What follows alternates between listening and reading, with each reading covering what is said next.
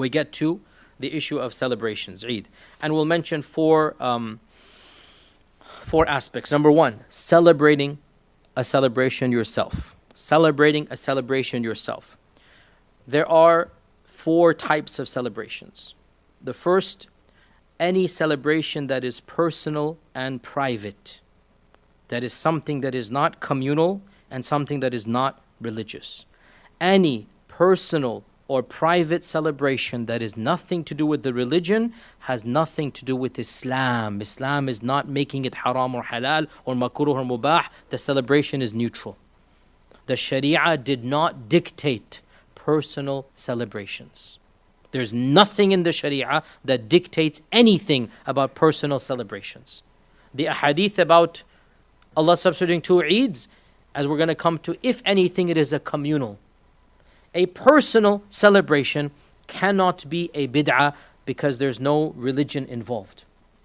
And the Sharia did not dictate when you can be happy and when you can throw a party and invite friends over. There's nothing in the Sharia for or against this. It is neutral. So if you graduate and you want to have a festival, go ahead. If you get a new house, you have a festival, go ahead. If you're bored and you want to have a festival, go ahead. If you think it is the day you were born or whatever, your birthday, and you want to have a festival, go ahead. The Sharia is not telling you anything about this. There's nothing in and of itself that forbids it. And therefore, these personal celebrations, and in particular the two most famous ones are birthdays and anniversaries, there is nothing in the Sharia to forbid them.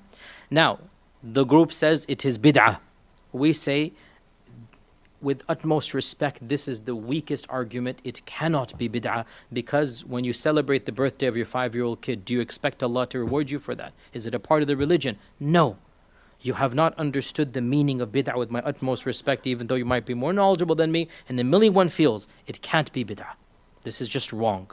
Number two, they're going to say, oh, this is tashabbuh with the kuffar. So we got rid of the issue as bid'ah. They'll say number two is tashabbuh with the kuffar. Well, we already explained in a lot of detail that there can be no tashabbuh when it is something that is done by large groups of people transcending any civilization. And we said that even if the origin was pagan, if nobody is understanding paganism and it is a generic ritual, there is no tashabbuh. So tashabbuh cannot be there.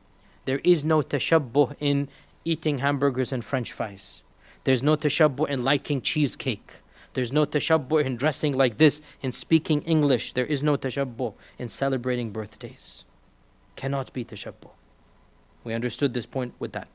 Then they say, oh, but the origin is pagan. We already explained. The origin is pagan means nothing, because Tuesday is also pagan, and we all know what Tuesday is, okay? Then they say, oh, but birthdays and anniversaries have intermixing and sharab and haram things. What do we say to this? Drink water. Don't make something haram because of something that is obviously haram in something else. Don't mix and match. Don't pick and choose like this way, okay? Make it halal, keep it halal, then do that. Then they say, oh, but there's israf and waste of money. To which we say, who amongst us is safe from that? Why are you picking and choosing this one battle and ignoring the israf in your wardrobe?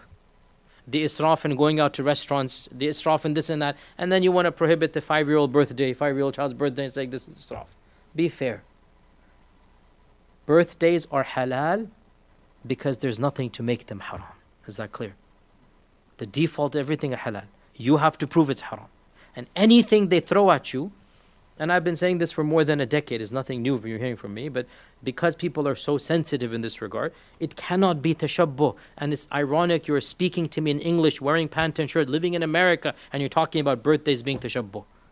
Again, think about this. It's not tashabbuh. It's a generic thing that everybody is doing. It's nothing to do with any paganism. On top of this, certain types of these celebrations can actually bring a positive goal that the Sharia wants: love between families. Anniversaries are of the most easiest ways to win your wife's heart back, mashallah, tabarakallah. Please don't forget your anniversaries, right? I say it is sunnah, meaning not sunnah, like sunnah here meaning the goals of the sharia sunnah, not the Prophet sunnah, obviously. It is of the goals of the sharia to celebrate your anniversary. Quote me on that, no problem. It is of the goals of the sharia to celebrate your anniversary. Why not? Of the goals of the sharia to bring love between a couple.